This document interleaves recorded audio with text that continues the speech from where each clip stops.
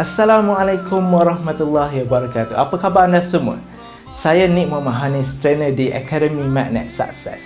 Baik, hari ini saya akan berkongsi dengan anda satu tips yang sangat penting, iaitu bagaimana untuk mendapatkan sukses dalam kehidupan kita.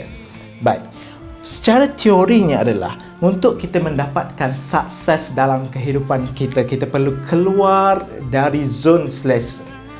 Kita perlu keluar dari zon selesa. Zon selesa kita bermaksud kita rasa sudah cukup untuk pencapaian kita ada, gaji kita sudah cukup dan sebagainya. Maka untuk kita men-upgrade kehidupan kita untuk jadi lebih baik, kita perlu cabar diri kita untuk mendapatkan sesuatu yang baru yang dinamakan sebagai sukses. Baik, namun untuk kita keluar dari zon selesa itu, terdapat pelbagai rintangan dan dugaan yang sedang menanti kita di luar sini. Kan?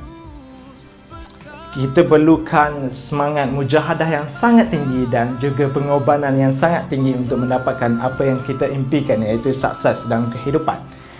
Salah satu faktor yang membantu kita untuk terus survive, untuk terus hidup, untuk mendapatkan kejayaan ini adalah faktor persekitaran kita. Menurut Robert Dilts, iaitu seorang yang mengasaskan teori neurological level dalam NLP, persekitaran memainkan peranan yang penting untuk kita dapatkan kejayaan dalam kehidupan kita.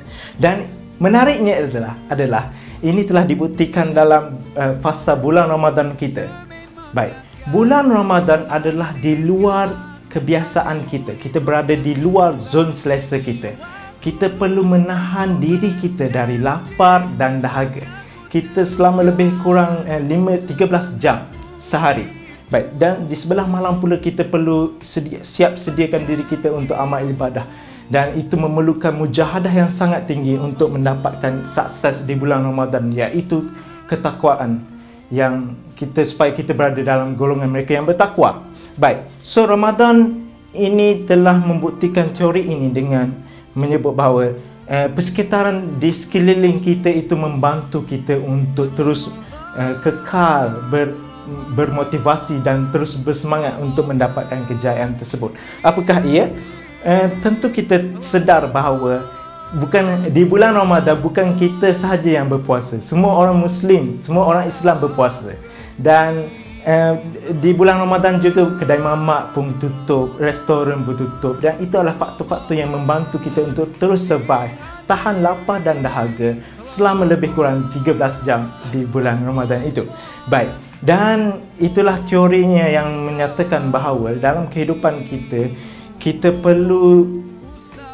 perlukan persekitaran yang sangat menyokong diri kita. Oleh itu untuk mendapatkan kejayaan dalam kehidupan kita, kita perlukan kawan yang bagus.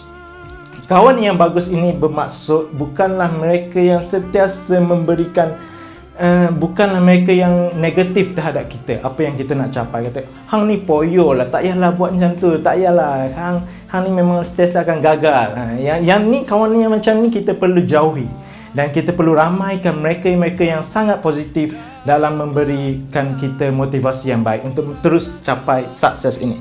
So, kita perlu mendapatkan kawan yang bagus. Di Facebook contohnya, kita perlu unfollow mereka yang sangat negatif dan kita terus berkawan dengan mereka yang positif. Yang kedua adalah, yang saya ingin sebut pada hari ini ialah, kita perlu mendapatkan mentor yang bagus. Mentor yang bagus adalah bermaksud mentor yang siap sedia, sentiasa bersedia untuk memberikan jalan kepada kita untuk capai sukses ini, dan sentiasa berlaku jujur terhadap kita untuk menegur kesilapan yang telah kita lakukan. Itu adalah mentor yang bagus. Baik, so untuk kita berjaya, kita perlukan dua tips ini. Namun kita pelbagai lagi faktor persekitaran yang mampu kita dapatkan dalam kehidupan kita untuk dapatkan sukses. Dan saya ucapkan selamat berpuasa kepada anda semua, dan semoga kita terus sukses dalam kehidupan kita. Assalamualaikum warahmatullahi wabarakatuh.